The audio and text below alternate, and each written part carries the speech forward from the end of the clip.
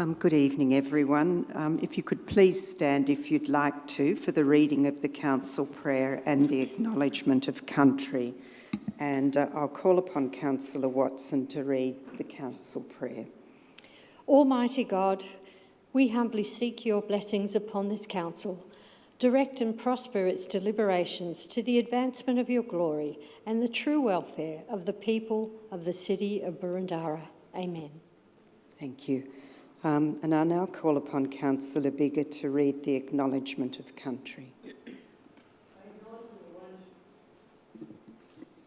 I acknowledge the Wurundjeri Woiwurrung people as the traditional owners and original custodians of this land, and pay my respects to their elders, past and present, and the elders from other communities who may be here today. Thank you. Please be seated. Welcome everyone to tonight's council meeting. Before we commence the meeting, I request that all mobile telephones are turned off or switched to silent. Thank you.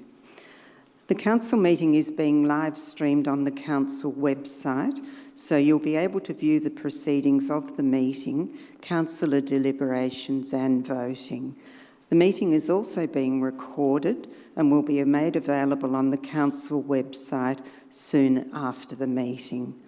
Should technical problems be encountered during the meeting will be adjourned until the problem is rectified, or if needed, the meeting will be postponed. My name is Councillor Jane Addis, Mayor, City of Boroondara, and I'll start by introducing my fellow councillors and officers. So seated to my left at the horseshoe table in the chamber are Councillor Jim Park, Councillor Cynthia Watson, Councillor Nick Stavrou, Councillor Wes Galt, our Deputy Mayor, Councillor Lisa Hollingsworth. And then on the other side from me, Councillor Felicity Sinfield, Councillor Susan Biggar, Councillor Gary Thompson and Councillor Di Gillies.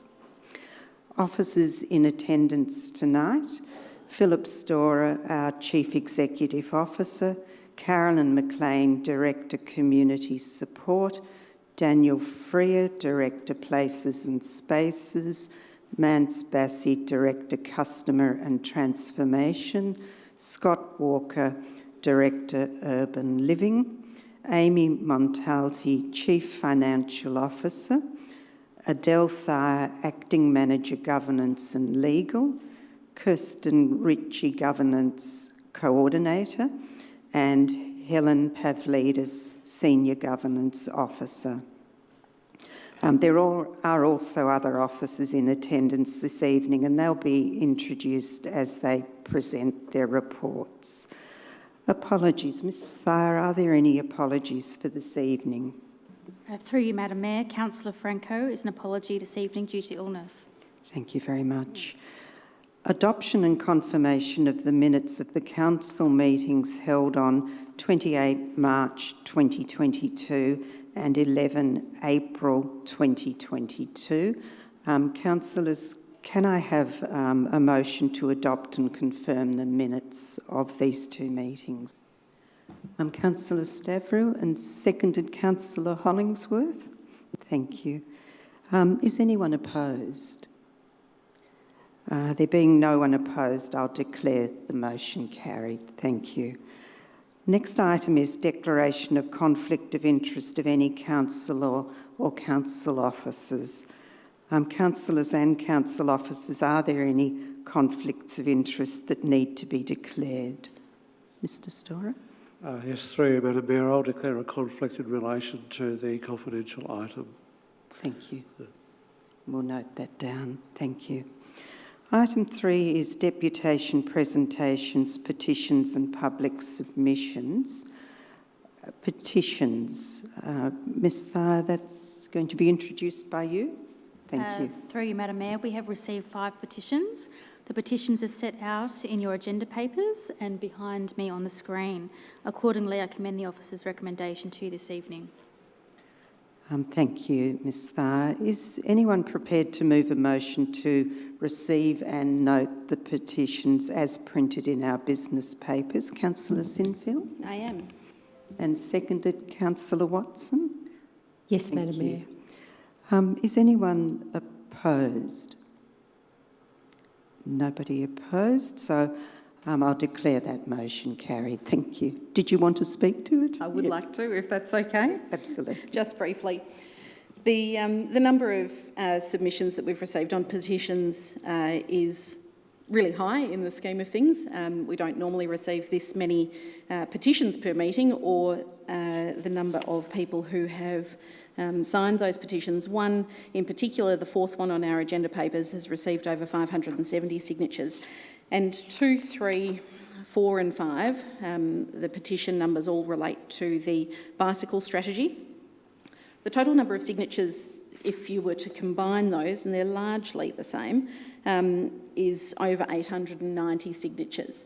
So I would certainly like to acknowledge our receipt of those, and also acknowledge the sentiment that we take. I'm sure, I certainly know I speak on behalf of numerous of my colleagues, not necessarily all, but the amount of correspondence, emails, telephone calls that I certainly know Councillor Watson and I have received in relation to the bicycle strategy has been enormous, and I would seek to have a councillor briefing and discussion in relation to the bicycle strategy and where we take it from here, because it was the 28th of February when I spoke about the strategy, and I suggested at that point in time that the consultation be reframed, because I think going to public consultation on something called a bicycle strategy is largely to the exclusion of other passive park users, dog walkers, pathway users, you know, and I think that it's important that we cover all of that. So if We could bring it up in general business? perhaps we could. Okay, thank you very much. Thanks. Councillor Watson, you've still got your light on. Yes, I'd also like to add some thoughts about the receipt of the petition.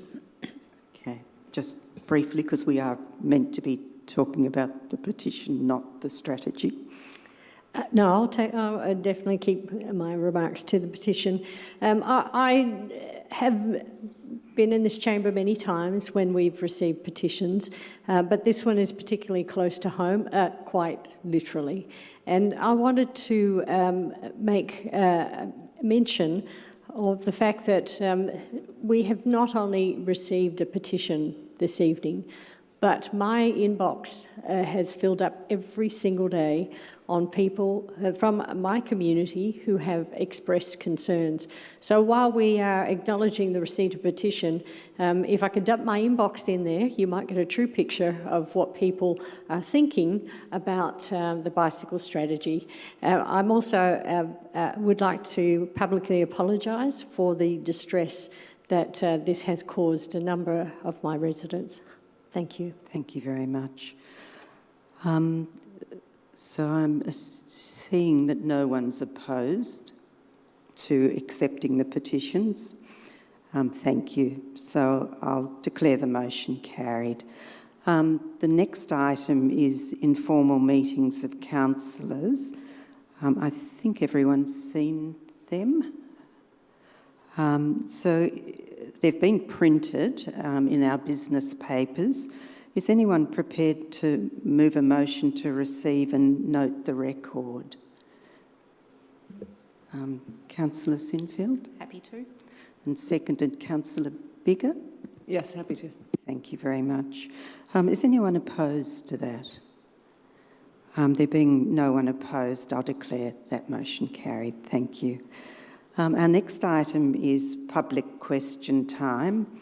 Council encourages the submission of public questions prior to 12 p.m. on the day of the meeting. Questions submitted prior to 12 will be provided with a detailed verbal response as well as a response in writing, and those submitted after 12 will receive a verbal response if possible, but will otherwise be taken on notice for a written response to be provided in due course. Ms Thayer, do we have any public questions? Thank you, and through you, Madam Mayor. Councillors, tonight we have 6 questions with notice from 5 members of the community and no questions without notice. Copies of the questions have been circulated to you. Thank you very much. So I'll now go to the questions. So the first one is from David Crawford of Baldwin. Mr. Crawford, are you with us, or is Mr. Crawford online? Have we been notified if he's... Okay. Look, I won't allow it then unless we know he's online. If he'd like to let us know. So perhaps he can submit it next time. Thank you. All right. Look, I might read it out anyway. So the question is, what regulatory and enforcement powers does the Council possess in relation to cyclists and other riders, including riders of e-bicycles and e-scooters, who may use the Council-provided trails in parks and open space in the municipality, including the proposed Jacker Trail and Glass Creek Trail in East Kew, Baldwin and Baldwin North, which are listed in the Borrandara Draft Bicycle Strategy 2022. The question was submitted previously, so it can be allowed on that basis in terms of the governance rules. And I think, Mr. Freer, you might be available to answer the question. Thank you, Madam Mayor, and through you. The use of e-bicycles and e-scooters and other wheeled recreational devices is primarily governed through the Victorian Road Safety Road Rules of 2017, and Victoria Police are the enforcement agency for these rules. It's not Council's role. Thank you very much, Mr. Freer, and Mr. Crawford will receive a written response to the question as well. So the next question is from Anne D'Angelo of East Kew, and I believe that she sought leave to have this question read because she's got an emergency that means she can't be here. So the question is, if this cycleway goes ahead, how is the Council going to ensure the safety of the many other groups who utilise Hayes Paddock on a daily basis? What benefits will this cycleway provide for these groups?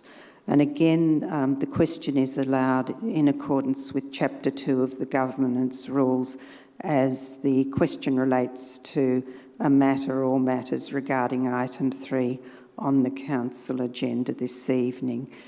And again, I think, Mr. Freer, you're able to respond to Ms. D'Angelo's question. Thank you, Madam Mayor, and I'll provide a response to both questions Ms. D'Angelo has submitted for this evening. The second of those being is the benefits part of what you've just read. A cycleway, by definition, is a special path created for cyclists to use, and this is not what is being proposed in Hayes Paddock. Rather, it is a shared path that is used by both pedestrians and cyclists, noting that Hayes Paddock plan clearly identifies the main north-south path as a shared path for both pedestrians and cyclists, and that is now existing. Specifically, the link shown for Hayes Paddock involves formalising an existing unmade track at the northern end of the reserve, which links Keystone into Keystone Crescent. The path link is in the order of 140 metres and is intended to be unsealed, similar to the existing gravel path in Hayes Paddock.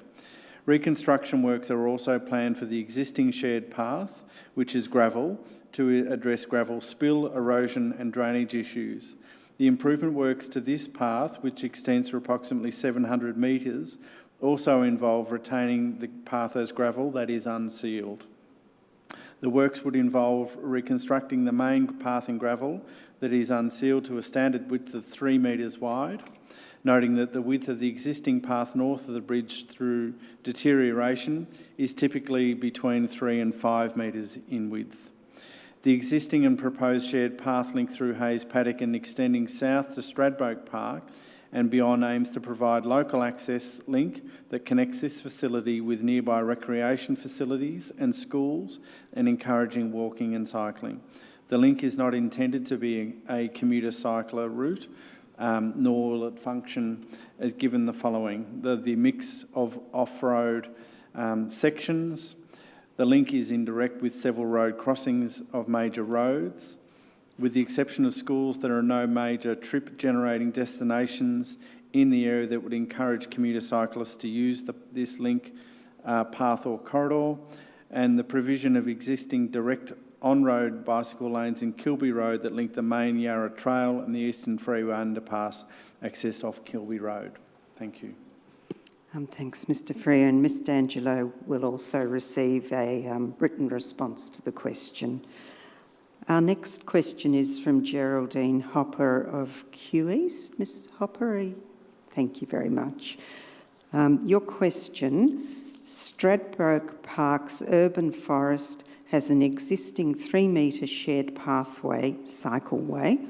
So why is Council proposing to further denigrate the urban forest it established in 1988 by creating a new bike path through another area of the urban forest that Council has declared a no organised event zone and a problematic area, and when so many local residents and visitors oppose this proposed use? And again, this question is allowed, and again, I'll call on Mr. Freer. Thank you. Thank you, Madam Mayor, and through you.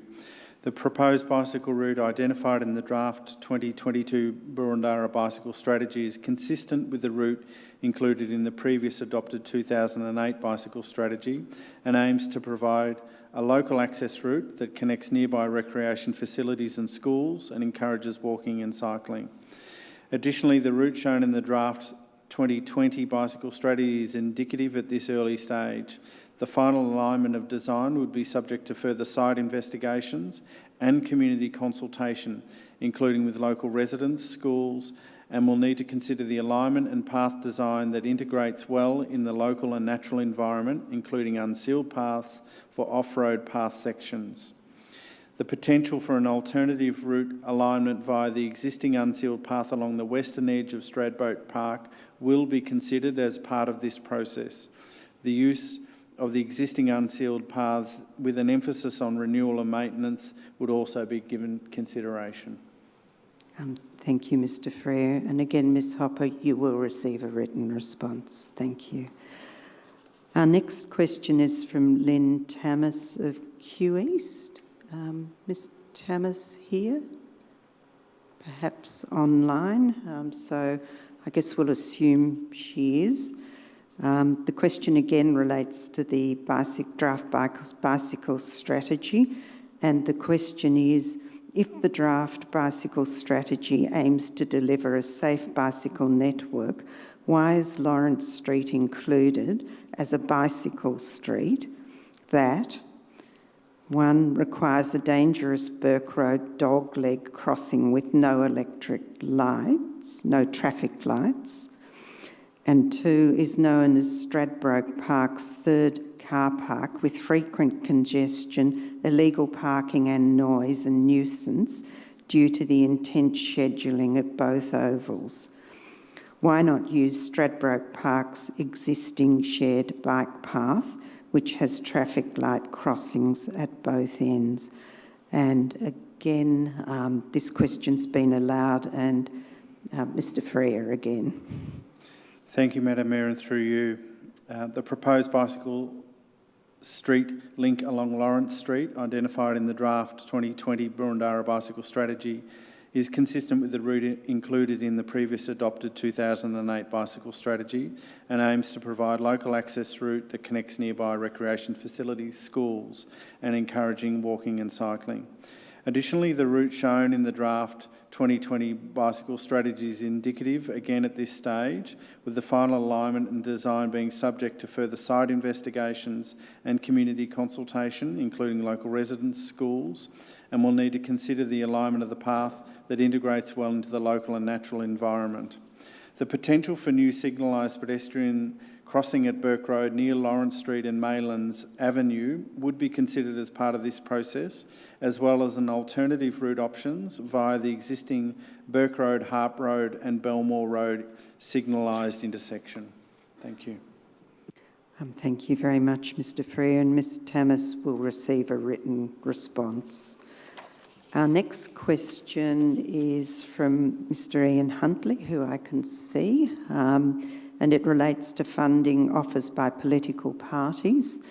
The question is, what was the nature of the individual potential spending or other commitments within Borrandara identified to council officers by representatives of the member for Kooyong and the member for Higgins, referred to by the Chief Executive Officer in public question time on March 28, 2022, and, as may be relevant, by agents of any other political party in the lead up to the 2022 federal election. And the question is allowed because it has been put in writing to a councillor or a member of the council staff more than 10 days ago. And Mr Storer, our Chief Executive Officer, is going to respond. Thank you, Madam Mayor. I'm not certain what it is Mr Huntley believes I've said last time in relation to funding offers to council. What I can, though, say is that our conversations with those members of Parliament who are engaged in the upcoming election has related to shared paths, electric vehicle stations, and also the proposed community education facility at the Maranoa Botanic Garden. So they are the matters which have been the subject of discussion between ourselves and federal members of Parliament. Thank you very much, Mr Storer. And Mr Huntley, you will receive a written response.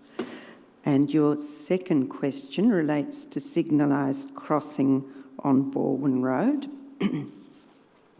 And your question, what, if any, undertakings have Borrandara Council made to the Victorian Government or any of its agencies to construct a bicycle path through Gordon Barnard Reserve and Hislop Park and beyond, in return for the provision of $700,000 by the Victorian Government and the North East Link project for the design and construction of pedestrian-operated signals on Balwyn Road, North Balwyn. And again, the question's allowed because it has been put in writing more than 10 days ago. And I'm going to call again on Mr Freer to respond to Mr Huntley's question. Thank you, Madam Mayor, and through you, Council has not made any undertakings to the Victorian Government or any of its agencies in regard to the construct of a path through Gordon Barnard Reserve and Hislop Path and beyond in return for the grant of $700,000 for the pedestrian-operated signals in Balwyn Road. Thank you very much, Mr Freer. And Mr Huntley, again, you will receive a written response. Council has also received a total of 4 questions from 2 representatives of the ASU. These questions have been disallowed in accordance with Chapter 2, Rule 55.1.8, as they all relate to industrial matters which are currently before the Fair Work Commission. At the conclusion of the Fair Work matter, we will consult with the ASU about whether they still want their questions answered. So that's the end of our questions. Thank you, councillors, and thank you to those in the gallery. Our next item is notices of motion. Ms Thayer, do we have any? There are none, Madam Mayor. Thank you. So, presentation of officer reports. Does any councillor have any issues or concerns with respect to the order of the agenda, or wish to flag any item for discussions, or if anyone has any items that may not need to be discussed and can be moved on block? Everyone happy to proceed as listed? Our tradition is to do the budget first, but we thought we'd leave it in the order that we've published it for simplicity. Okay, so let's go to presentation of officer reports, and our first item is 7.1, procurement policy and procurement guidelines, and that's going to be presented by Amy Montalti, Chief Financial Officer. Thank you.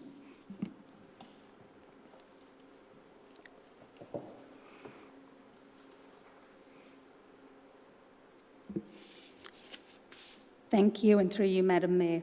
This report seeks to inform the Council of the procurement policy and procurement guidelines feedback received through community consultation undertaken between the 1st and the 28th of February 2022.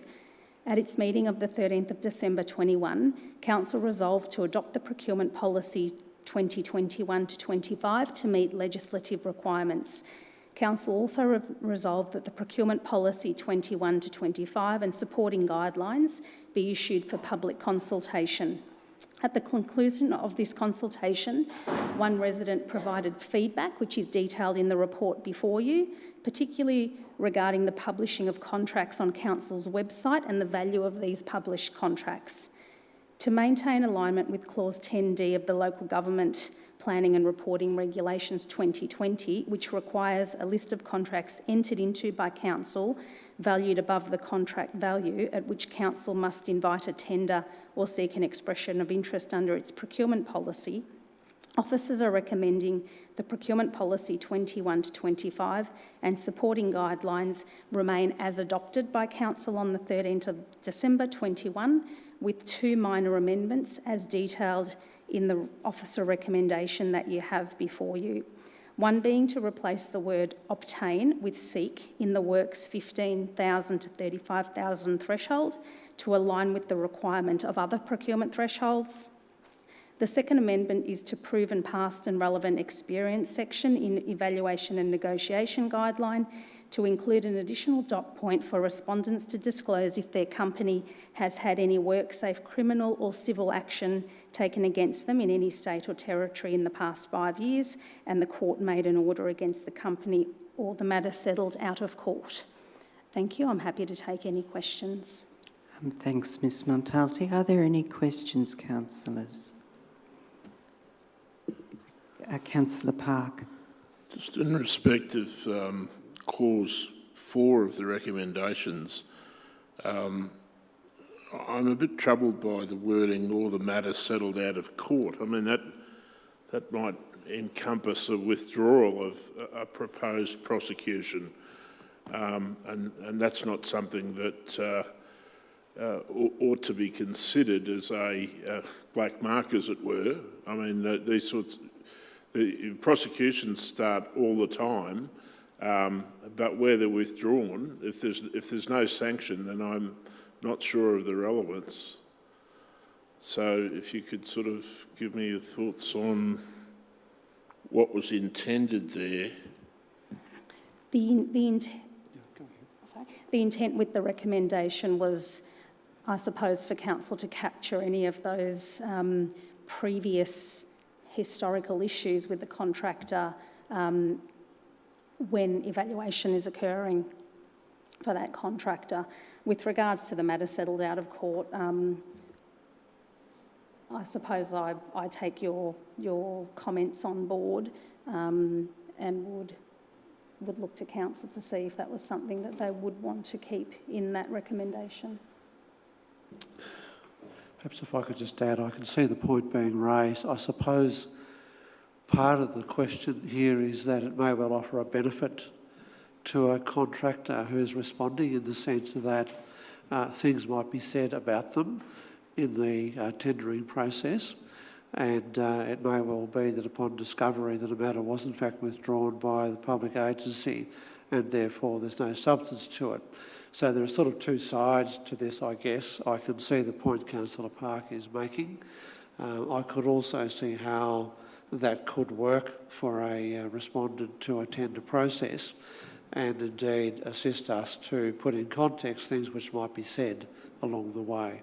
So it can sort of cut both ways, I think. Thanks, Mr Storer. Councillor Park? In any event, I presume that WorkSafe is meant to refer to the statutory body, so it should be capitalised so that that's clear, because it's not when one reads it.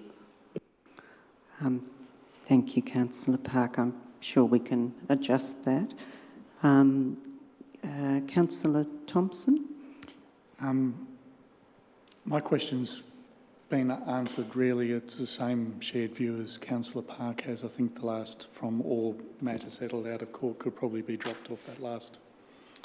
Thank you. Councillor Sinfield? Thanks. I wonder if, to the CEO's point, it would be appropriate to add the word voluntary in there, where a respondent could voluntarily disclose something to provide context to officers, but enable sufficient wiggle room for it to be an optional thing. It may suit, depending on the circumstances. So we're seeing nodding, yes. Okay. So I can't see any further questions. Would somebody like to propose a motion? Councillor Thompson. Happy to test this out. Madam Mayor, I'm happy to move the officer's recommendation with a change where the last 6 words are deleted, or the matter settled out of court with a full stop after company. Do we want to get that up on the screen and then see if we have a seconder for that? I'm happy to second that. Okay. Thank you, Councillor Park.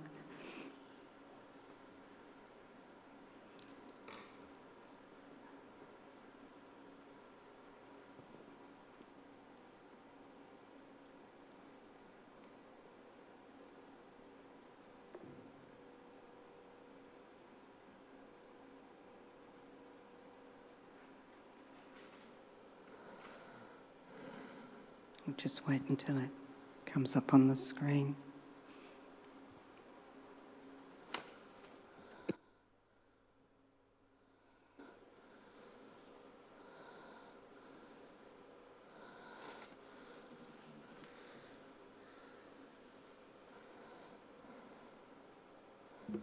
I believe it was 7 words, not 6 as well.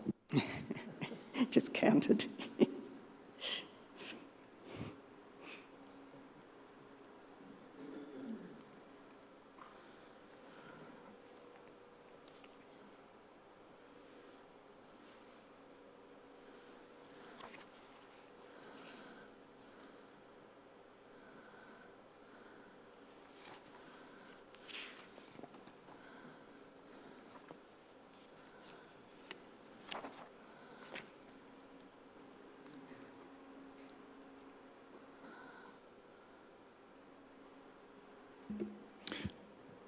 I didn't necessarily add in the word voluntary in there.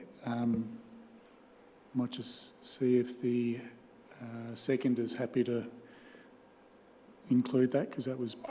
I think it probably ought not be in there. Yeah, I'm happy for it to come out. I just don't have the primary document, but the only other thing in there that causes me some grief is the words "their company." I was going to suggest we replace it with the tenderer, but they're not a tenderer, right? I'm just not sure what they're called in the policy. In other words, this might be a human being rather than a company. So the words "their company" on that third line of paragraph 4 ought to be if the tenderer. Could it be company and or business? I think the tenderer covers it. It's more simple then. Let's pause and get that changed. So, it'll be the tenderer. Yeah. Yep. With a capital T.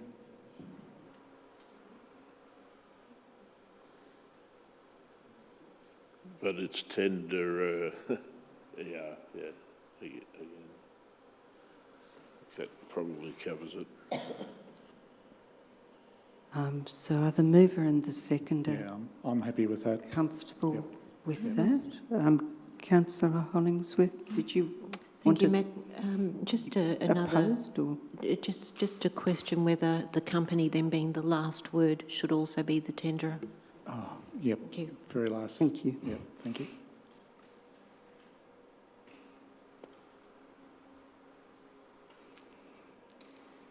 I think we're getting nods.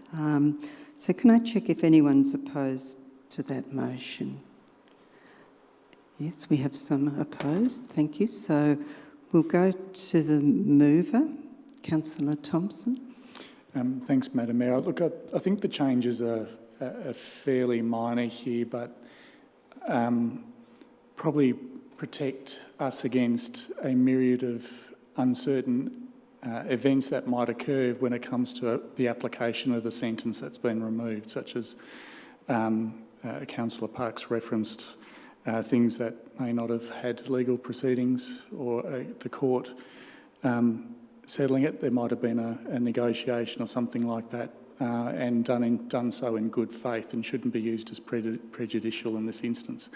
I think the substantive thing is actually mentioned earlier, which is the actions of the court, a court order. I think that's where it's to our advantage to keep that in. I simply see that the last section merely confuses us, and it makes it, it could actually disadvantage us in our tender assessment process as well, and it could actually disadvantage those that have put in honest tenders as well, competitive tenders. So I'll leave it at that and wait for the debate.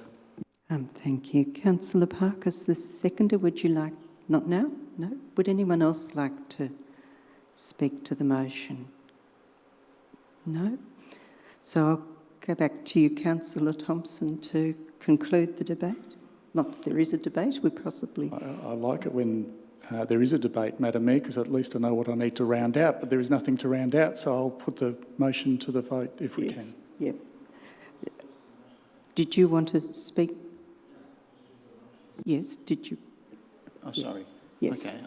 So we'll give Councillor Thompson, we'll come, yes, thanks Councillor Stavrou.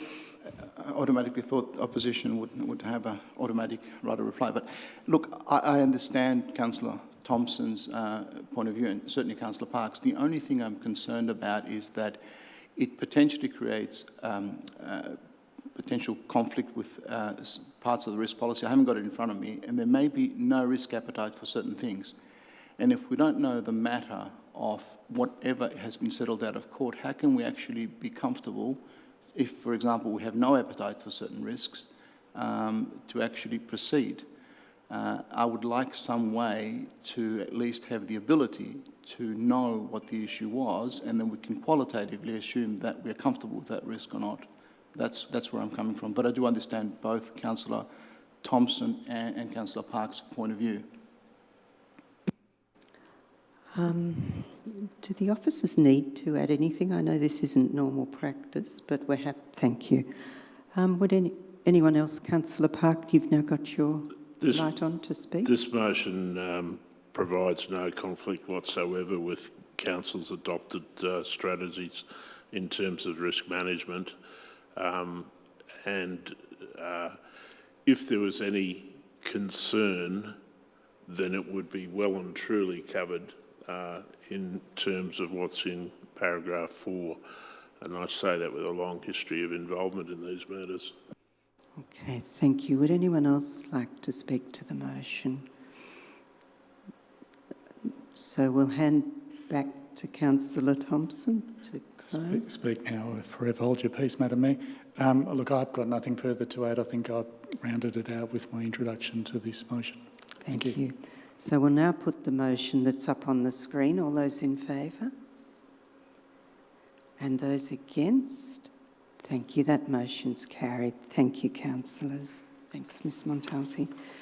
And our next item is 7.2, February 2022 Monthly Financial Report. Is that going to be introduced by Ms Montalti or Ms Allen? Ms Montalti, thank you. Thank you, and through you, Madam Mayor, I'm pleased to present the February 2022 monthly report. Council's favourable operating result against the year-to-date budget of $78.13 million is $10.0 million or 15% above the October amended budget of $68.06 million. This is due to a number of factors which are detailed in the report you have before you, but predominantly these are identified as timing differences. At the end of January, Council's cash position stood at $127.92 million or $21.97 million above year-to-date budget. Council's balance sheet and cash position are sound, and overall financial position as at the 28th of February is satisfactory. Happy to take any questions. Councillors. Councillor Gold.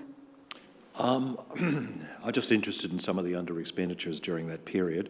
I'm particularly interested in the Climate Action Plan implementation, which was under-expended by $317,000. Is there any further explanation on that?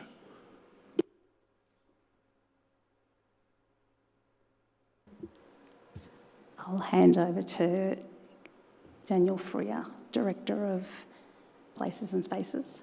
Thank you. Through you, Madam Mayor. The expenditure is effectively related to the timing of recruitment of the staff members for the key actions as part of the Climate Action Plan. There's been some delay in, the arrival of the appropriate staff to then get cracking on the work associated with that. We'd be pleased to provide an update to the advisory committee of the detail of that, or circulate that to councillors in time. Thank you. Does that answer your question? You have another one? Thank you. Do we believe that that will be made up now that the new officers are on board during the year? We believe that there may be a carryover into the new financial year of those funds from this existing financial year. Thank you. I don't see any other lights on for questions, so is somebody prepared to move a motion? Councillor Hollingsworth? Yes, Madam Mayor. Thank you. Happy to Up support on the the officer's screen. recommendation. Thank you. Thank you. Thank you, Councillor Hollingsworth. Councillor Thompson, are you got your light on to second? Yeah, happy to second. Thank you. Thanks. For the benefit of the mover and the seconder, is anyone opposed to the motion? No, so I'll hand back to the mover, Councillor Hollingsworth. Thank you, Madam Mayor.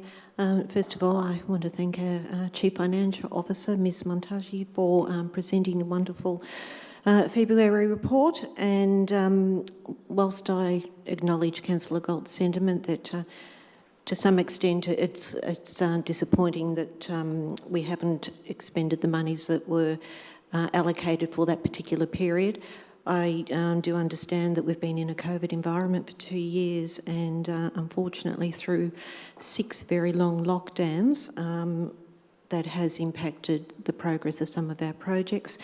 But likewise, now that we're hopefully working through COVID and seeing the return of staff working in person and also still maintaining a remote work appetite, but also contractors back on site full-time, hopefully without interruption.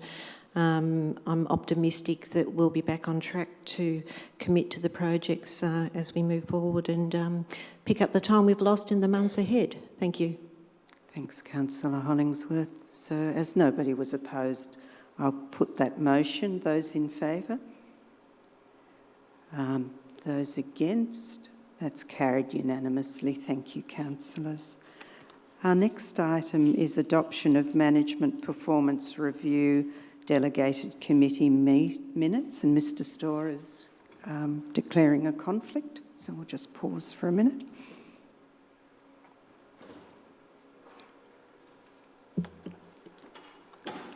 Thank you, and that's going to be presented by Kirsten Ritchie, Coordinator Governance. Thank you. Thank you, and through you, Chair. The Management Performance Review Delegated Committee is a former delegated committee of Council. The MPRDC held its final meeting on the 11th of November 2021. It is not possible for the MPRDC to adopt and confirm the minutes of this final meeting, and it is now being concluded as a delegated committee. As such, it is now the responsibility of the Council to confirm the minutes. I commend the officer recommendation to you for consideration. Thank you. Thank you, Ms Ritchie. Councillor Thompson, did you have a question? No questions, but happy to foreshadow. Thank you. Thank you, Councillor Thompson. Councillor Gold, no questions? So, Councillor Thompson, I think it might be the time. This is pretty straightforward, Madam Mayor. I'm happy to move the officer's recommendation. Thank you, Councillor Thompson. Councillor Gold, your Happy to second. Thank you. So for the benefit of the mover and the seconder, is anyone against the motion? No. Okay. Do you want to speak to your motion? Other than just as our governance department indicated, we were unable to adopt and resolve the minutes prior to the change in term of the mayoral term at the end of last year. Everything was a little bit concertinaed, so very happy to move and adopt them as they are, and I've read through them and they are true and accurate. Thank you. Thank you. Thank you, so now I'll just put the motion. All those in favour? Those against? That's carried unanimously. Thank you, councillors. And we'll just get Mr Storer back.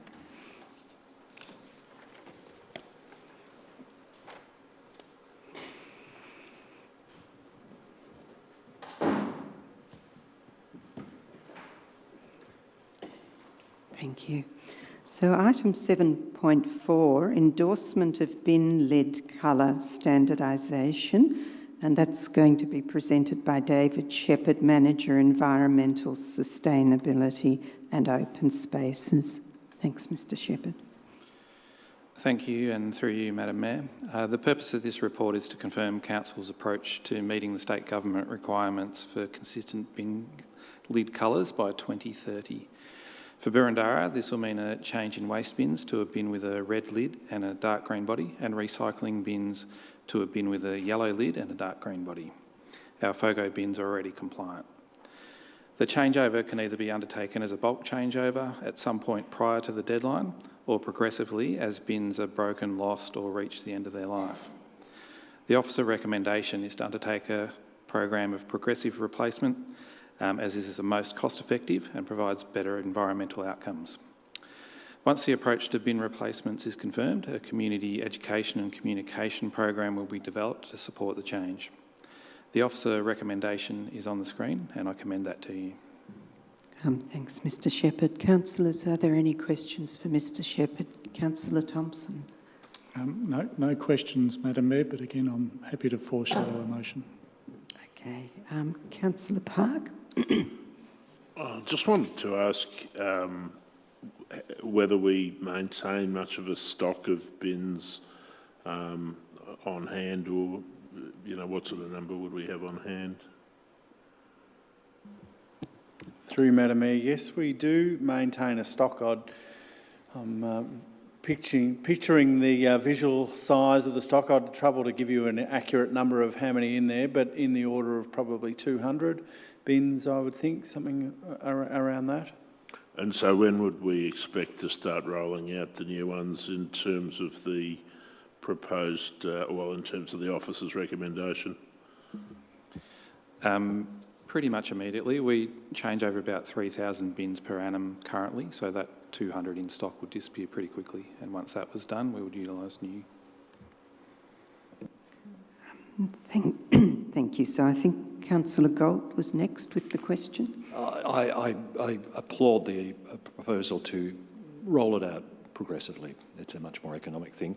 You don't believe there'll be any confusion during that period with a mixture of lids sitting out there in the nature strips? Thank you, and through you, Madam Mayor. The bins certainly won't be confused by our drivers, who know what they will be collecting, the two different types of bins during that period, and we will be rolling out community education and communications on the topic so that everyone is clear on which bins to use for which purpose. Thank you. Councillor Gillies. Thank you, Madam Mayor. Thank you, Mr Shepherd. Can I ask, are the bins, the redundant bins and the lids recyclable? And then I have a second part to the question, if I may. Through you, Madam Mayor, yes, the bins are recyclable. They're made out of recyclable material and can be recycled again. Even the blue ones? Yes. Great, okay. And just my other question, if I may, Madam Mayor, signage on the bins, because I would anticipate a period of some confusion with the public, even with an education campaign. So I wonder if there's going to be any signage on the bins, please.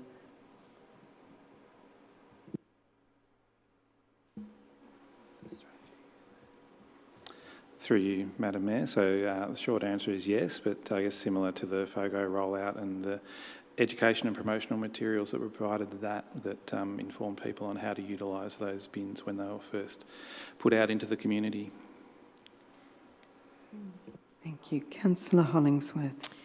Thank you, Madam Mayor. Mr Shepherd, just wanted to ask, actually it's a follow-on from Councillor Galt's question.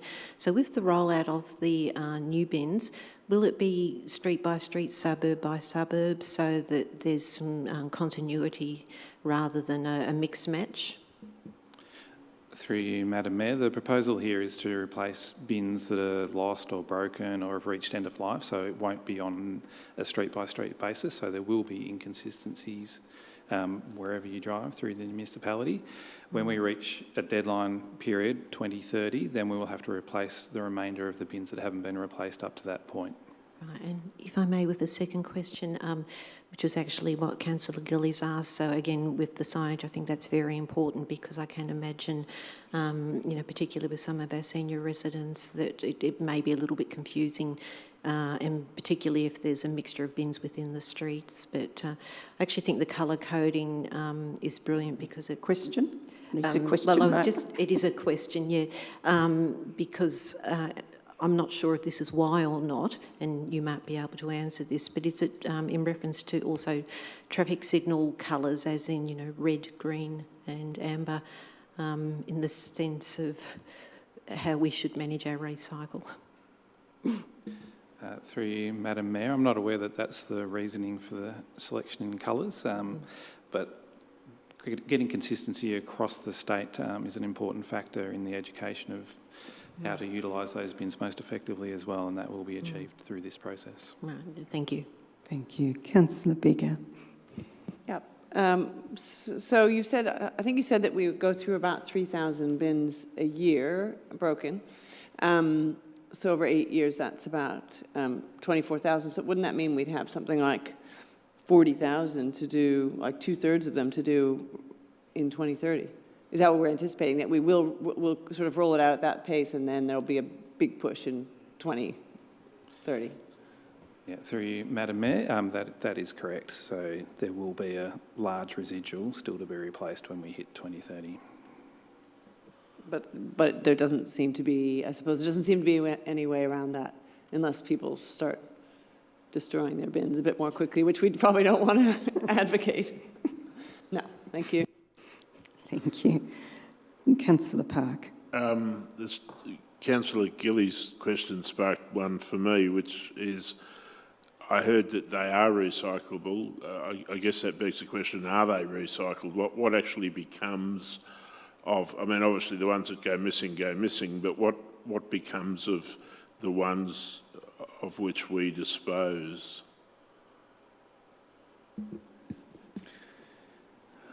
Through you, Madam Mayor, I'm looking to the expert in the back of the room on this matter, but my understanding is that Sulo, as the manufacturer of new bins, makes use of recycled material again, so they effectively recycle the existing bin into material that is then processed into a new bin again. The colours are effectively managed through dyeing of the plastic pallets as they're remanufactured back into the system. A lot of the material as well is reused into other recycled plastic materials, so furnitures. I think the company has had a contract around rail sleepers in the north of the state as well, so it's material that is then repurposed for other uses. So we're confident that that is happening, or Yes, we are. Okay, thank you. Councillor Thompson, I think you foreshadowed a motion. Yes, Madam Mayor, it's the officer's recommendation. Thank you. Thank you. And do we have a seconder? Councillor Park? Yes. Thank you. Nobody opposed at this stage? So, Councillor Thompson. Just very briefly, Madam Mayor, we all look forward to Bin Day, whichever day it is across Burundara. It's very colourful, and this will certainly standardise it over the period to 2030. I welcome the streamlining of this ultimately, and I recognise that it's got to be a progression on the way. So very happy and comfortable in putting forward this recommendation, and I don't think there'll be any opposition to it because I think the community will welcome it. Thanks, Madam Mayor. Thank you. Councillor Parker, would you like to say anything? No, it's unopposed. Yep, thank you. So I'll now put that motion. All those in favour? And those against?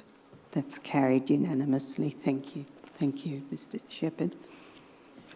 So item 7.5, Musker Street Reserve on Lead Park, and I think that's going to be presented by Leo Manka, Coordinator, Health Projects and Prosecutions, or not? Oh, no, it's not. I didn't look, sorry. Clearly it's not. Mr Walker's going to present it. Thanks, Madam Mayor. I'll introduce Diane Yans, who is our Projects and Strategy Officer from the Civic Services area, who will be introducing the report. Thank you very much. So Ms Yans is going to present. Thank you. Thank you, and through you, Madam Mayor. The purpose of this report is to present to Council details of the considerations made on whether there should be any change to the dog on lead designation of Musker Street Reserve in response to a community request. By way of background, Musker Street Reserve is a small multi-purpose reserve located in Balwyn North and is primarily used by local residents for unstructured and recreational use. It is a designated arboretum with an area of open green space and contains the busy Koonung Creek Trail, which is located at the northern edge of the reserve and where it intersects with the main Yarra Trail.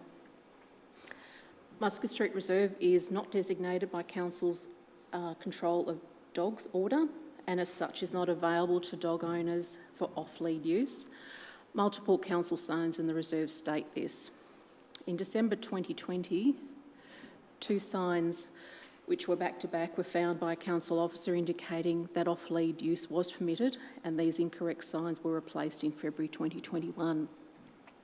3 complaints were subsequently received from local residents regarding this change to these signs and advising that they had used the reserve to exercise their dogs off-lead for many years based on these signs.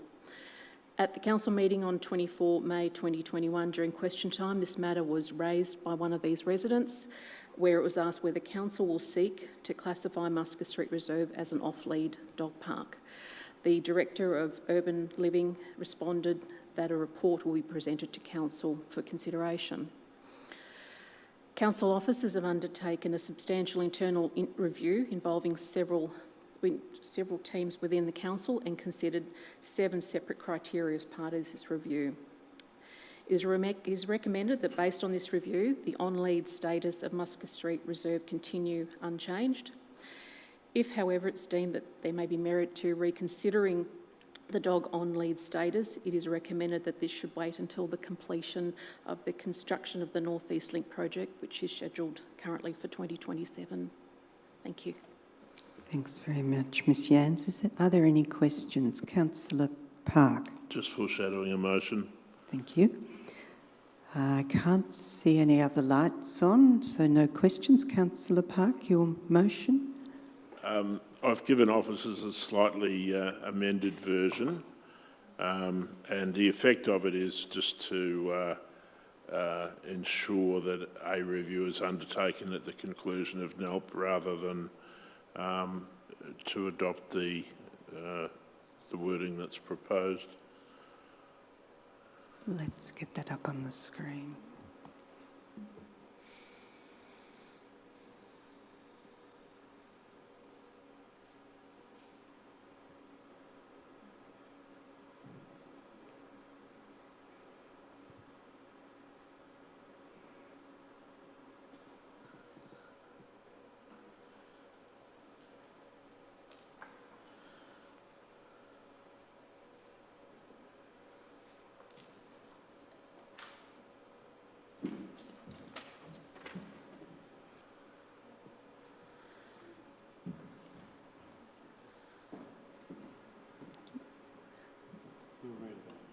Mr Walker's going to read it out.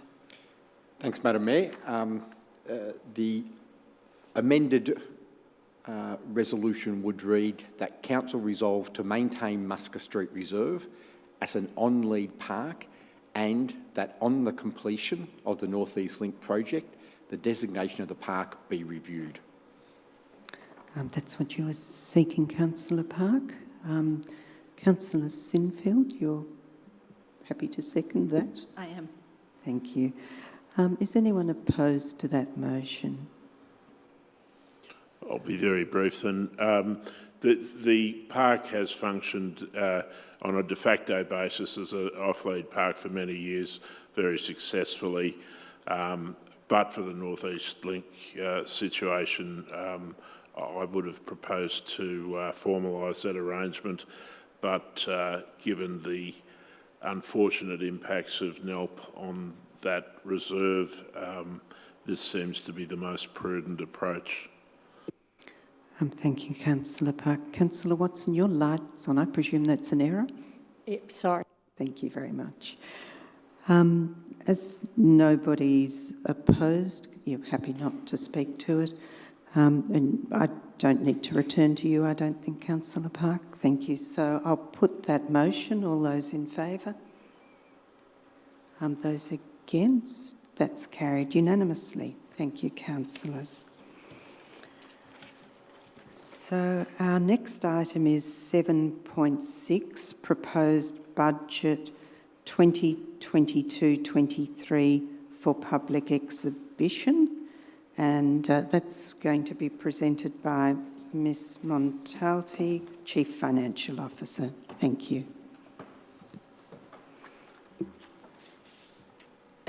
Thank you, and through you, Madam Mayor.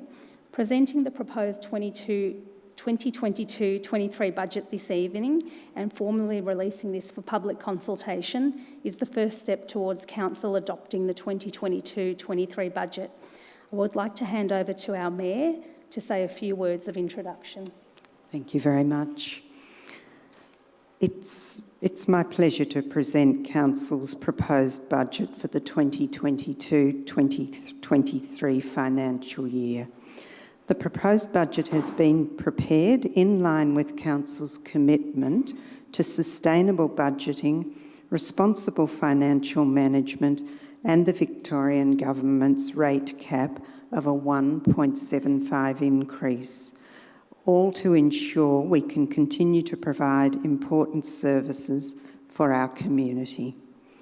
The effects of the COVID-19 pandemic have challenged Borondara residents, businesses and community groups. We've also experienced a significant impact on council resources and a resulting budget deficit.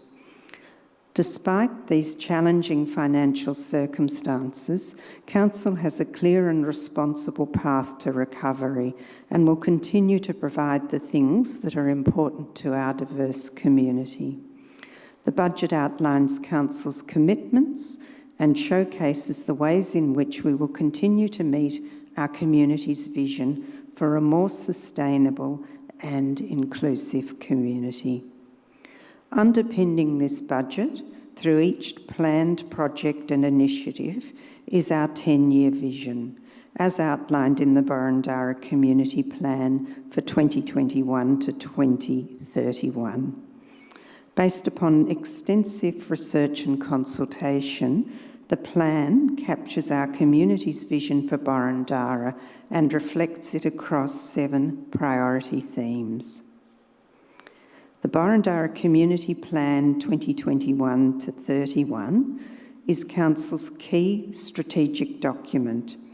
It guides everything we do to ensure we deliver what you, our community, told us you most value.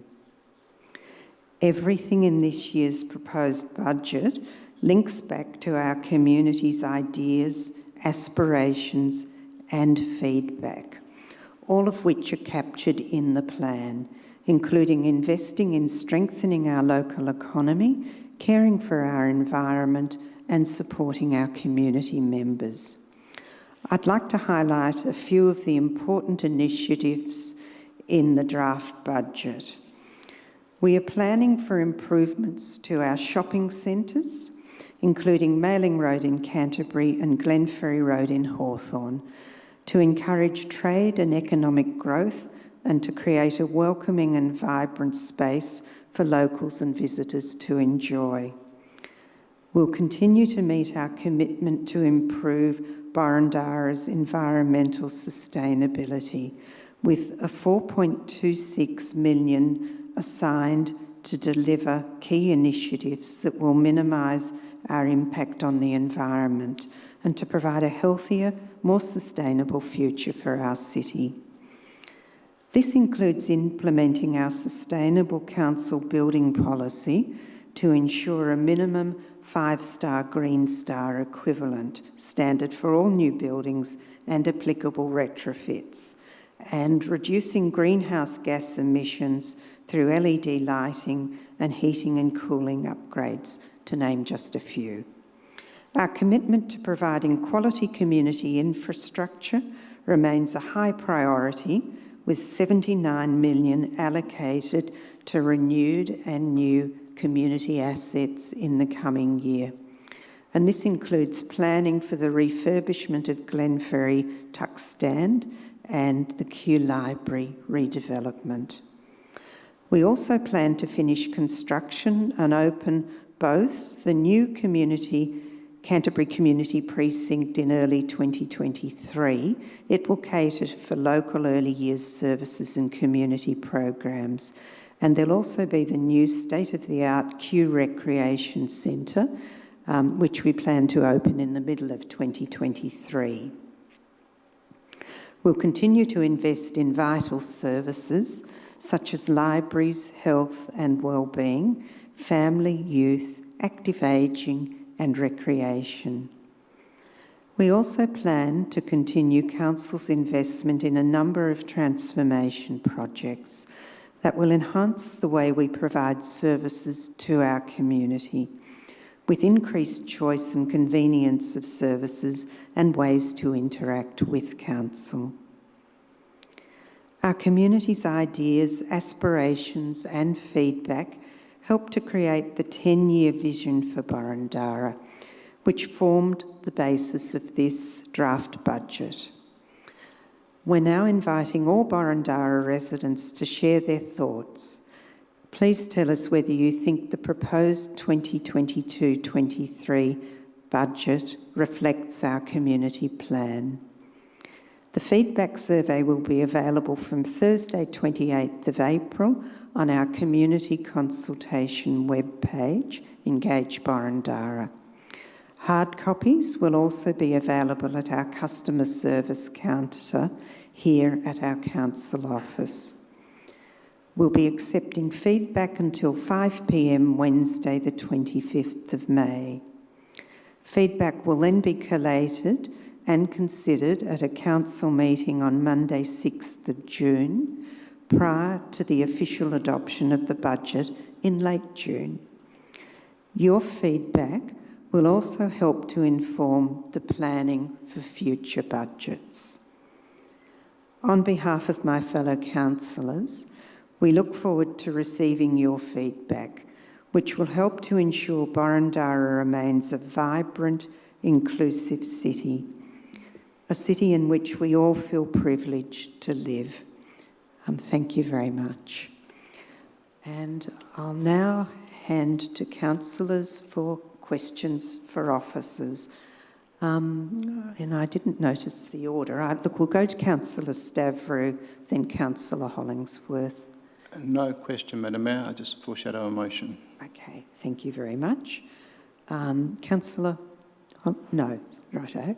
Councillor Sinfield. I think we might have confused you by perhaps moving chairs. Just a question for officers, and I don't necessarily want to make the assumption that that something may be when it may in fact not be. It appears that the font size of this document is perhaps smaller than our usual reports, and from an accessibility perspective, I just seek confirmation from officers that it is compliant with our standards. I also accept that there's a balance between how much paper we use and the font size. I will just confirm that we have used a template that has been provided by our communications area, so the assumption is that it does comply. Thanks. But we can double check, yes. And presumably solve it if there's a problem. Thank you. Councillors, are there any other questions? No, so look, I'll hand to Councillor Stavrou. You have a motion for us? Through you, Madam Mayor, I would seek to move the officer's recommendation. Thank you, Councillor Stavrou. Councillor Gold? I'm happy to second that. Thank you very much. For the benefit of Councillor Stavrou and Gold, is anyone opposed to this motion? Thank you. There are no lights on, so I'll hand back to you, Councillor Stavrou, to speak to your motion. Thank you, Madam Mayor. And after your introduction, which I fully echo and agree with, I'll seek to be very brief, and I really want to say a few things. For many of us, this is just a second budget, and I'm really pleased with the outcome and what we're putting in front of our community and seeking feedback for. As the Mayor said, this is based on ideas and aspirations of our community, and of course, translating the feedback into appropriate projects and a budget for such a diverse community requires talent, commitment, and hard work. And having seen this firsthand in two budgets, I thank all the officers involved in producing the budget and ably assisting the councillor workshops to get to where we are. Also, kudos to the diverse skills of my fellow councillors for their passionate ideas and due diligence, collectively achieving the best outcome that we can for the community. So I fully commend this officer's recommendation to my colleagues. Thank you, Councillor Stavrou. Now, if anyone else would like to speak, Councillor Gold, would you like to speak as the mover? Seconder, I'm sorry. I didn't know I had a right since there was no objection. But, look, it's an important, sometimes, if anyone wants to say something, they can on an item like this. I fully support what Councillor Stavrou and yourself, Mayor, have said. There's been a fantastic process, and I was very pleased to see that various other activities, like the construction of the community plan, fed into this process. I was supporting of it, knowing that it's because of the clashing of various rules, it's very difficult for us to take all the comments into consideration at the end of the day. But I think you said it well in your introduction, that it does influence us. We do see what people have to say. We do understand the feelings of the community. And it's a very large sum of money. So it is important that our community sees exactly what we're spending on. And I strongly support this going out and look forward to the public comment. Thank you. Thank you, Councillor Gold. Councillor Thompson. Thanks, Madam Mayor. Just to absolutely wholly support the mover and the seconder with this motion, and just to, for the benefit of the gallery and the public, acknowledge that pulling together a draft budget like this doesn't happen overnight, with thanks to the officers for their tireless commitment, putting up with us councillors in many confidential sessions over the last 6 months, might even be a little bit longer than 6 months on this one. And a lot of thought and effort's gone into balancing this budget. That is, every cent of this budget goes back into the community, supporting the community and the vision that we have shared with them. So I look forward to receiving the feedback in due course as well. Thanks, Madam Mayor. Thank you very much. So I'll hand back to Councillor Stavrou to close the debate. Nothing further to add, Madam Chair. Thank you very much. So I'll now put the motion. All those in favour? Anyone against? No. So that's carried unanimously. Thank you very much. Thank you, officers, and I echo the thanks for all the work you've done.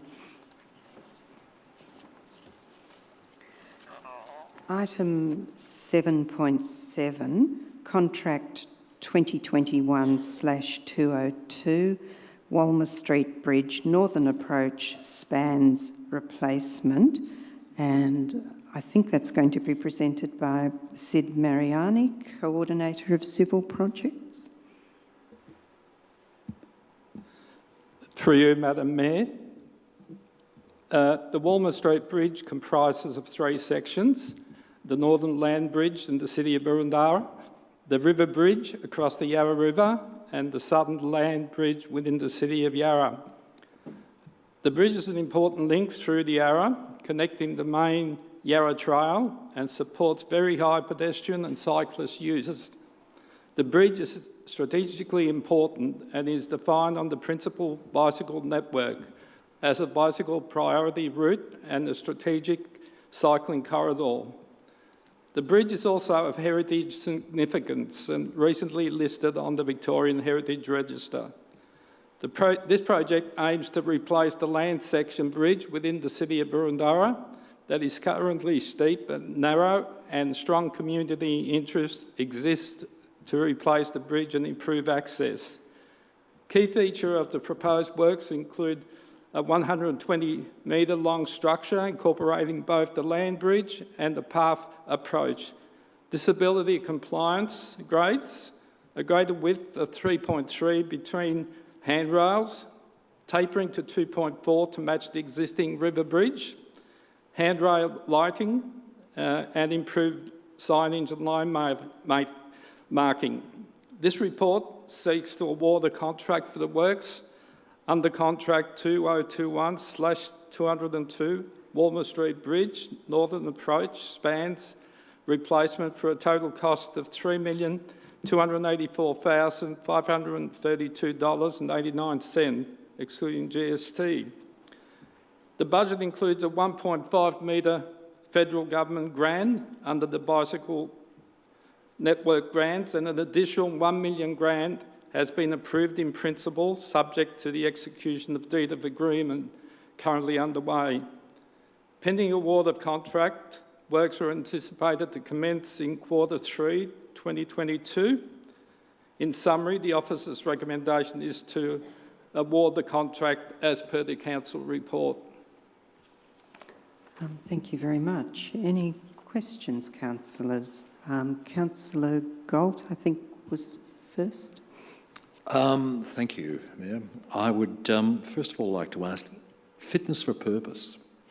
I'm hearing a heritage bridge being maintained, and I do support that, but I suspect it's probably not the width we'd like it to be, and I presume there is no way of widening that or doing a parallel bridge. I then see us moving to 2.4 and 3.3.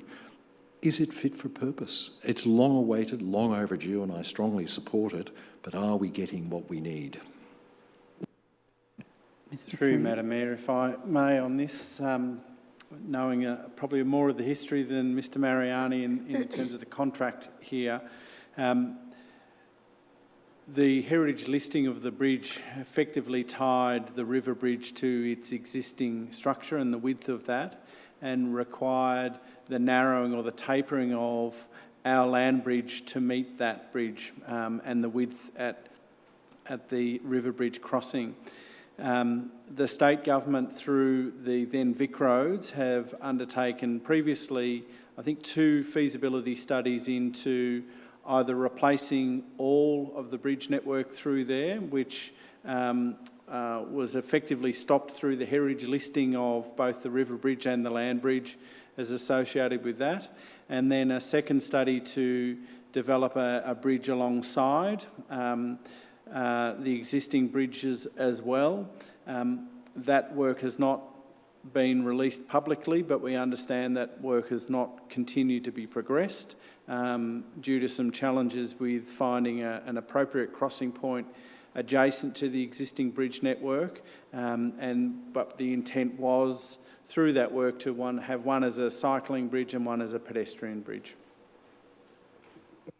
That answer your question, or you've got another? Well, it really does answer it, but I'd be very keen to see us investigate ways of finding out whether a parallel bridge could be made to work, because I still am concerned about the functionality. And the only way I can see around it, I support the retention of the heritage bridge. I think it looks terrific. A bit wobbly, but terrific. And is there any other way of diverting, say, cyclists onto a parallel bridge that doesn't clash with the heritage listing of that bridge? I'd be very keen to see us maintain that approach into the future. Even though we proceed now, we potentially could make allowance for bridging out onto another bridge, if you excuse the pun. Again, through you, Madam Mayor, we share the view, Councillor Galt, that you've expressed, and we've expressed that similarly to Vic Roads, to achieve that same outcome. It is important to note that the land bridge is the only part of the three that is council-owned. The bridge over the river is a state government bridge, and then on the southern side in Yarra is the responsibility of the City of Yarra. So that works are underway on that section of the bridge at the moment as well. So we absolutely support the proposition of an additional bridge and think that the state government needs to continue their feasibility work with respect to delivering that. Thank you. Thank you. Councillor Stavro. No questions, Madam Mayor, just foreshadowing a motion. Thanks. Councillor Watson. Thank you, Madam Mayor. On page 7 of the document, I note that there's a budget shortfall of just over $1 million, and also note that we received federal money of $1.5 million. Just a confirmation question, but a question nonetheless. Given the history, have we received any state government money at all, given that we're very well aware that this is a state asset? Through you, Madam Mayor, the bridge in question that is subject to this report is a council asset. The bridge section across the river is a state asset, and then further to the south being the City of Yarra. There is no state contribution towards this work and subject to this contract. The contributions that are confirmed at $1.5 million and the additional commitment that has been provided to Council in recent weeks is from the federal government. Can I just add to that? Thank you. Madam Mayor, if I could just add to that, it's correct to say that this bridge is on our land and a council asset as such. However, the role it plays is part of a regional shared path network, and typically you would look to the state government to fund initiatives on regional networks, not the local government of the area. So the argument we have made consistently to the state is that this is part of the regional network and the state government should therefore be funding the replacement of all three bridges. The Minister for Planning and Housing has previously said to the community that the state would fund the replacement of these bridges. When that issue was further explored, the Minister responded by having funding included in the budget for a feasibility study. No money has been allocated for the replacement of these bridges. So that's the progression of this issue, if you like. But I think the beginning here, the starting point is to acknowledge that this is part of a regional path network, and a council, whether it's Boroondara or Yarra, ought not therefore be responsible for funding something which plays that role in the network. Thank you. Councillor Thompson. Thanks, Madam Mayor, and kind of almost picking up from where the CEO's left off. Obviously, this bridge or the network that we're seeking to replace is in three parts, of which we only control one of those three parts. Is our expenditure contingent on the other two parts coming to the table and being done, or are we creating a one-way street with a bottleneck? And I guess that's a risk mitigation question, I guess. Again, through you, Madam Mayor, our funding is to replace only our section of the bridge. This section of the bridge is in a poor state at the moment, is currently propped to maintain its use, so it requires replacement in any regard. It will not survive in the longer term without these works. If I just a quick follow-up on the assumption that this motion, the officer's recommendation, will be adopted with a foreshadowed mover, will officers, and maybe through you, the Mayor, take it on board to advocate to the state for the funding of the middle section, and obviously, that might see Yarra also to continue with their part? I'd like to see the whole thing done. Yes, they're nodding. I'd like to see us ask for funding for our bit too, if possible. And- No harm in seeking further. And I don't know if this recommendation needs to change to reflect that, but whether officers think that we could actually go and point that out quite directly, because there's been a long journey with the Minister on this one. Thank you. So when we get back to the foreshadowed motion, we might check that with the mover. Yep. Councillor Hollingsworth. Thank you, Madam Mayor. I'm not sure, Mr Freer, perhaps you might be able to answer, but I've got 3 questions, so if I can ask my questions and hopefully you'll be able to respond. The first question is, with Yarra, you indicated that they are commencing work on their ownership of their bridge. So can you clarify, is that going to meet the section, the state-owned section?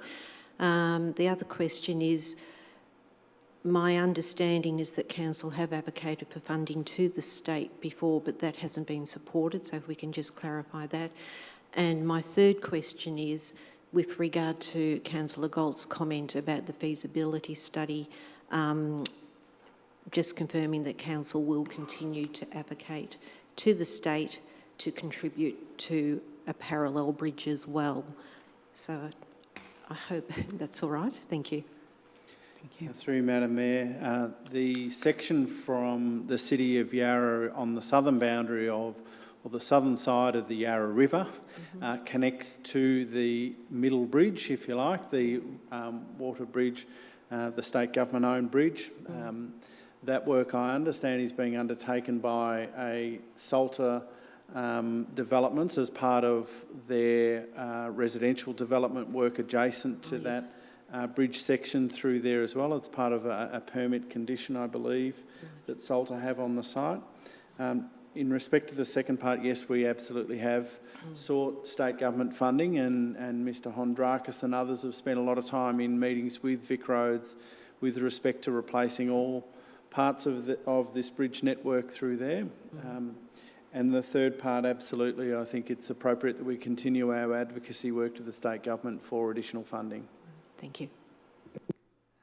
Thank you. So I can't see any other lights. So Councillor Stavrou, you proposed a motion, and are you interested in including the suggestion that Councillor Thompson? I certainly think that Councillor Thompson's suggestion is a good one. I do understand, though, as Mr Freer suggested, that there are ongoing efforts, but to the extent that a motion, perhaps as a public utterance, may be appropriate, I certainly accept that. Yeah, absolutely. Okay, so we'll pause for a minute and see what the officers come up with and make sure Councillor Thompson will probably be seeking to move. Second this? I'm happy to second if it comes up. Thank you.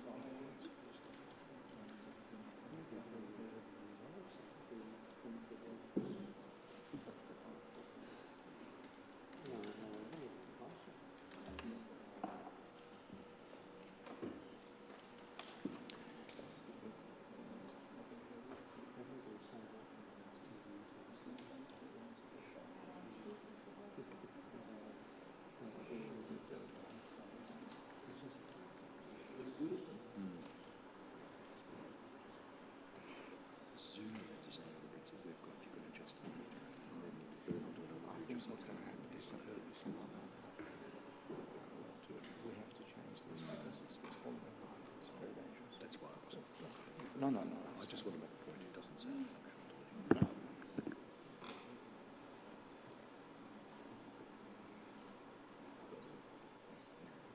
functional. Councillor Stavrou, we have the potential motion up on the screen with the added bits at 5. I'm comfortable. Yes, I'm comfortable with that, Madam Mayor. Happy to move that. Councillor Thompson, you're happy I'm to happy second? to second that, thank you. Just before we go into debate, is there any mention of the second $1 million? I'm just struggling to find it. I can see the reference to the 1.5.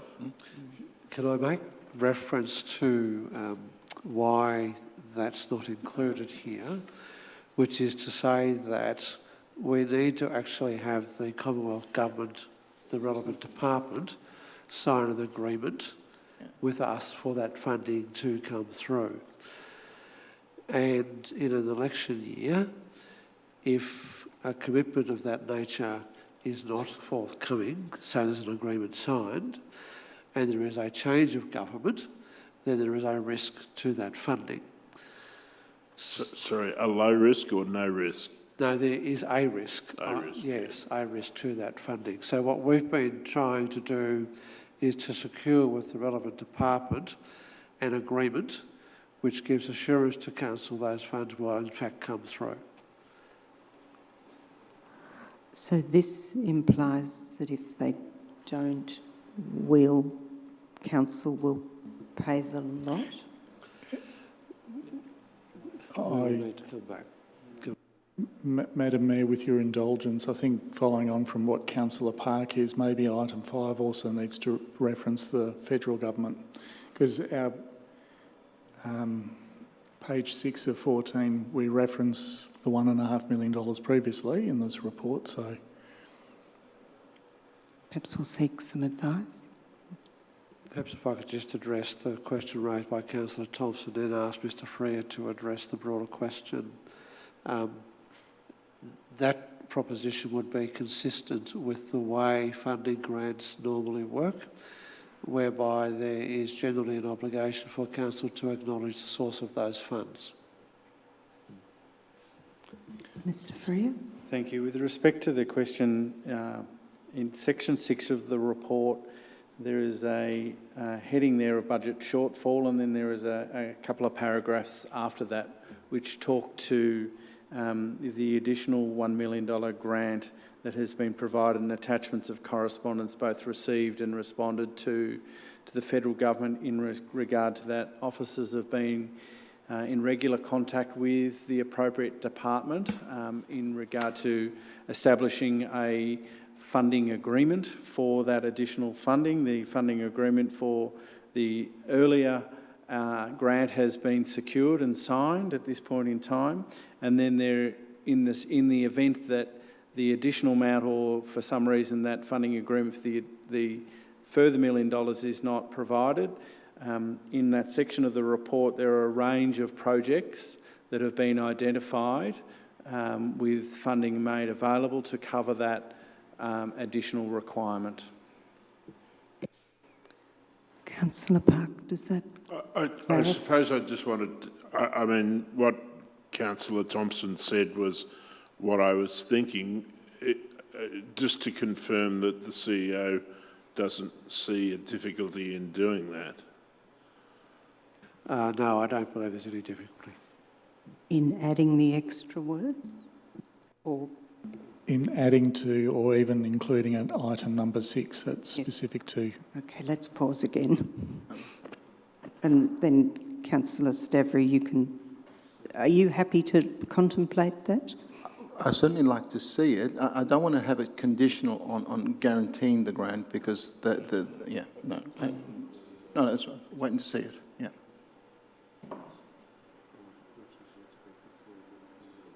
No.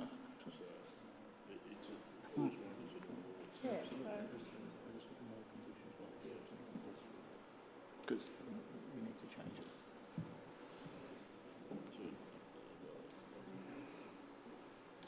Yeah. Okay. Well, that's what they're doing.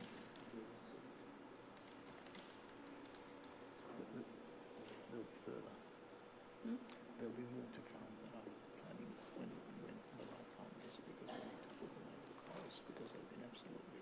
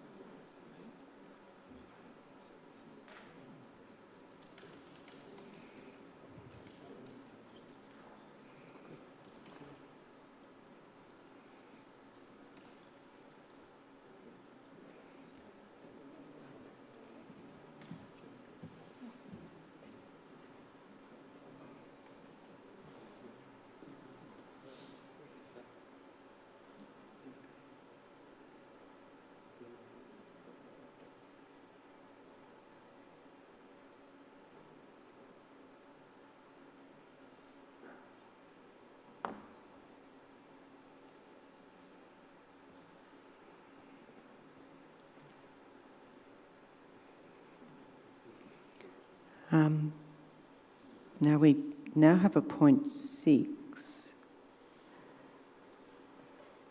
We did briefly.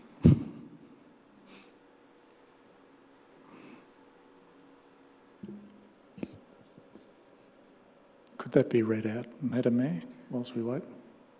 Have we got it written down? Yeah, I think it's there. Fantastic. So to note the receipt of 1.5 million and a further commitment of 1 million from the federal government. Is that correct? And what we had in... Just a clarification, if I can, and a further commitment, or is it and acknowledge a further commitment? Can we say acknowledge? And then we'll go back to Councillor Stavro and make sure he's comfortable with adding that to his motion. And Councillor Hollingsworth, you had... Thank you, Madam Mayor. Look, just for consideration for the mover and seconder, whether on point 5 to continue to advocate, because we have spent many years advocating to the state on this. I just think it would be good to reinforce continue. Thank you.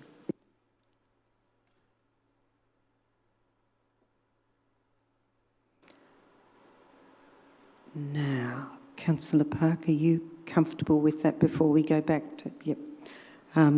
Councillor Stavro, how do you feel about that as your motion? Look, on the face of it, I'm comfortable, but I'm going to ask the CEO for just his thoughts on particularly point 6 as to whether that it can have any unintended consequences. Thank you. Mr. Storer? No, I believe point 6 is appropriately specified.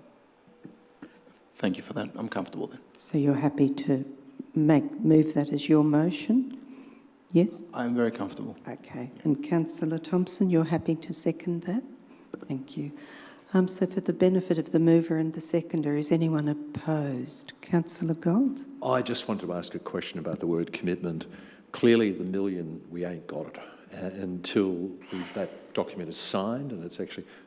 Is commitment a strong enough word? Is it the right word to use in that context? It's different from receive, but is it the right word? It might be worth mentioning that we've actually got correspondence from the Deputy Prime Minister advising of the funding, and it's referred to as a commitment in that correspondence. Thank you. Thank you. So nobody's opposed, I'm thinking. Thank you. So we'll go back to Councillor Stavro to speak to his motion. Thank you, Madam Mayor. Of course, the part of the bridge we're speaking about is in my ward, and I can speak hours about it, but I won't, I promise you. Look, I understand our position, and I think Councillor Gold's exasperated point about, are we getting an optimal solution? And I would say probably not at this stage, but we could have if we were, if the state government was moving a bit earlier. But I won't want to labour the point because I understand where we are. I have had long and many discussions with Mr. Hondrakis and Mr. Freer and many very involved residents in our community. The short of it is that it's a safety hazard, it's falling apart, and we need to change our part, and we can't wait for others to move. That's where we are, and if I'm misunderstanding that, I'll seek to be corrected at the end. So we'll need to move on our side to do what we think is prudent and appropriate, and look, I don't wish to sort of make big words or long words. I wish sometime that assets that are of state significance, they were viewed with more urgency rather than pulling heritage cases from VCAT, as it's been done in the past by the same minister, because this is a very important corridor, as we've heard, both for pedestrians and for cyclists. It fits the commuter, the recreational cyclist, and many people use it for walks across the Yarra all the time, particularly our elderly, and they have been horrified by the way that the slant of that road works, or the joining into the bridge. And the bridge itself is no pristine condition, by the way. It needs more than just a tidy up. It needs a lot more. But in any case, given where we are, I fully support the officer's recommendation with the 2 amendments by Councillors Thompson and Park as the appropriate way forward to do what we need to do at this stage. Thank you. Thank you. Councillor Thompson, you have your light on to speak. Just very briefly, and I echo Councillor Stavrou's comments, and I think this is a lesson that, you know, this council is prepared to put forward funds on something that we may not necessarily should be doing. It should be a state responsibility, but it is a critical bit of infrastructure, and as Councillor Stavrou indicated, it's not in a good state of repair. I would hope that our commitment to this project actually seeds the other 2 parts. I think in particular the advocacy is really quite important. I'm afraid I'm a bit ambivalent with the state always doing feasibilities, but that's where they finish. They actually don't finish off the project of actually building something tangible. I can say the same example for the Anniversary Trail bridge over Toorak Road is in the same position. So let's hope that this is a great outcome for the community, both on our side as well as the Yarra River, and it seeds a number of projects along the way. Thank you. Thank you. Councillor Stavrou, did you want to add anything before we put it to the vote? Councillor Park wanted... sorry, I didn't notice that. We'll let Councillor Park speak and then go to you, Councillor Stavrou. Just briefly, I wanted to make note that this is an easy decision to support this solely because the federal government's picking up more than 3/4 of the cost. But for that money, my vote would be going the other way. I'd be saying no, this is a state government responsibility in all of the circumstances. So I think it's important that that point not be lost, because the state government here has shirked its responsibility for way too long. This should have been done years and years ago, and we're in a position now where I think the only basis upon which councillors are, perhaps other than the ward councillor who'd always be enthusiastic, I think the only reason we can give support is that we've got that $2.5 million. Thank you, Councillor Watson. Thank you. I wanted to be on the record echoing the words of Councillor Park. It's absolutely outrageous that we have fought so hard and come so far, and still the state government have not put up anything of substance. And yes, my vote unfortunately would go the other way if it wasn't for the federal government funding and the amount of cost shifting on capital items by this state government and in relation to this bridge has been absolutely disgraceful. But I will be supporting this motion tonight. Thank you. Councillor Stavrou. Just a final few words. Look, I thank my fellow councillors for supporting the motion, and particularly I want to say thank you to the federal government for the funds, and not just from me, but particularly on behalf of my community, because this is a real hot button issue, and something that Councillor Thompson said, that there is a kind of pattern of behaviour, because we've got another issue nearby with the boulevard, and that has been prolonged by let's find a way to do this and let's feasibility that, whilst all the proposals are put in front of them by a very able team. They only need to sort of pull them out and execute. So I echo those words, and I'll leave it at that. Thank you, Councillor Stavrou. I'll now put that motion. Those in favour? Those against? That's carried unanimously. Thank you. And thank you, officers. So our next item is general business. Are there any items of general business? I'm aware that many of us attended some very special events for Anzac Day to celebrate all that people in our community have done to protect us. Councillor Sinfield. Thank you. I do have a couple of items of general business. The first is the bicycle strategy that I highlighted earlier. If you will allow that, I'll speak briefly to it. As I mentioned earlier when we noted the receipt of the petitions earlier this meeting, I've concerns regarding the proposed bicycle strategy and implementation plan. I have an issue with the naming of the document and the consultation that ensued, because I think the Burundara bicycle strategy can be read to exclude other users of trails such as walkers or dogs or anyone else who might like to recreate in that space. As highlighted by Jerry Hopper, who submitted a question earlier, releasing a draft strategy with rough routes identified is, I would suggest, not helpful and arguably misleading. And I don't say that to criticise any officers, but in retrospect, I think that the intent of the strategy is sound. However, I'd like to see the title of it changed to perhaps be an active transport strategy or similar, and it might need to then incorporate in brackets a bicycle strategy to make sure that we're meeting the obligations under the budget and various other things where we've said that we will have a bicycle strategy. And I would suggest that perhaps some deliberative engagement could be conducted to ensure that we're capturing the feedback of non-lycra wearing, non-bicycle users, not just cyclists. So could we perhaps call forward a discussion at CB&D to work out how we might proceed on that? We'll note that. Thank you. Thanks. No, I'm not sure who was... Oh, you had another item of general business. Thank you. I do, thank you.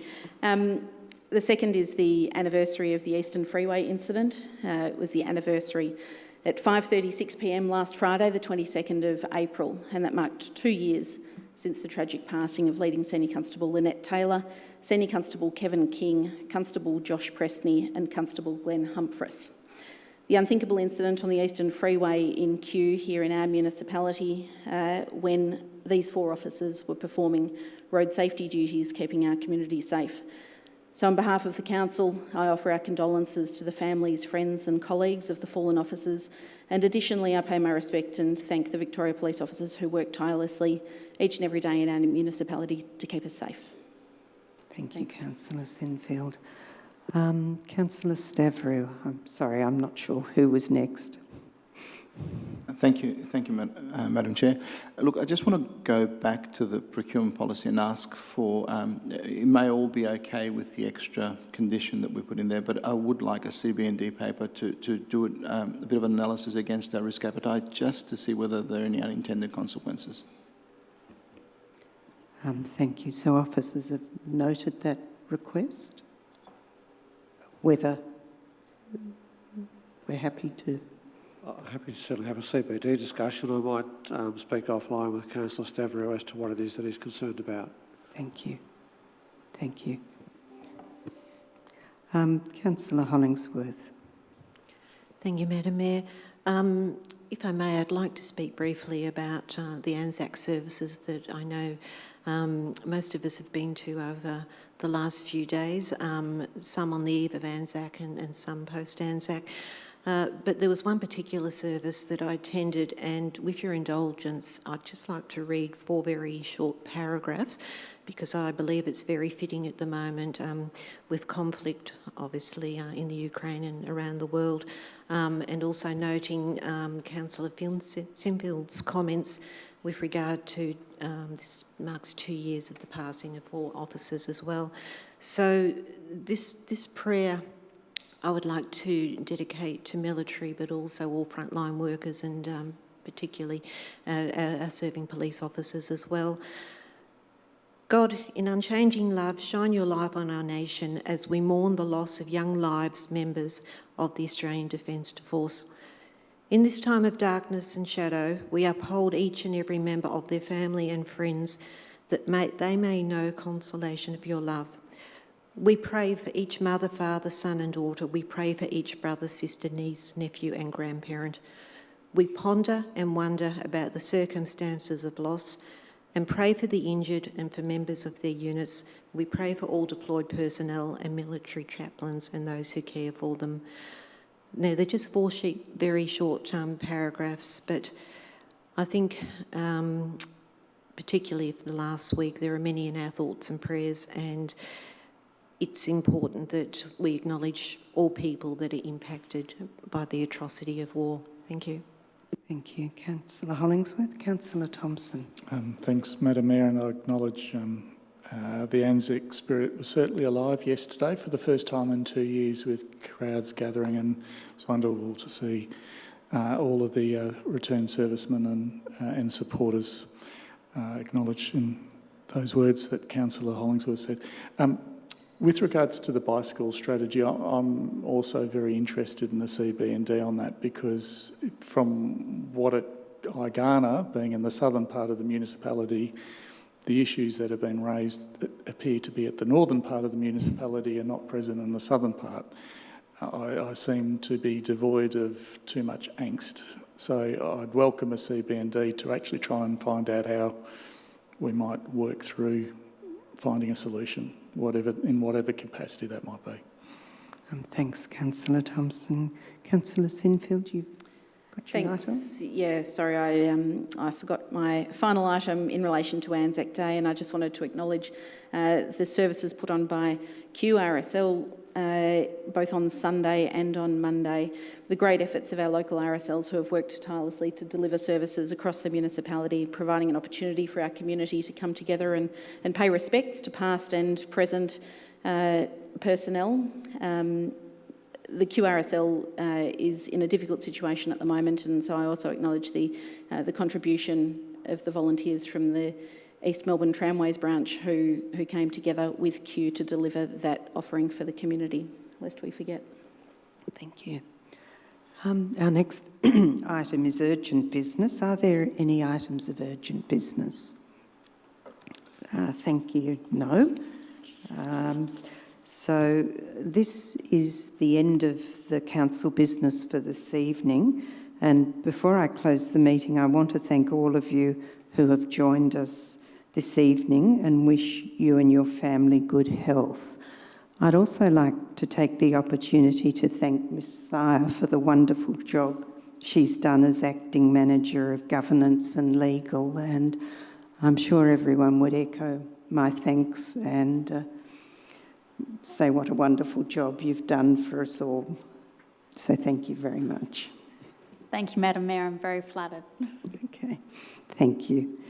So I'll now declare the council meeting closed. Thank you, everyone.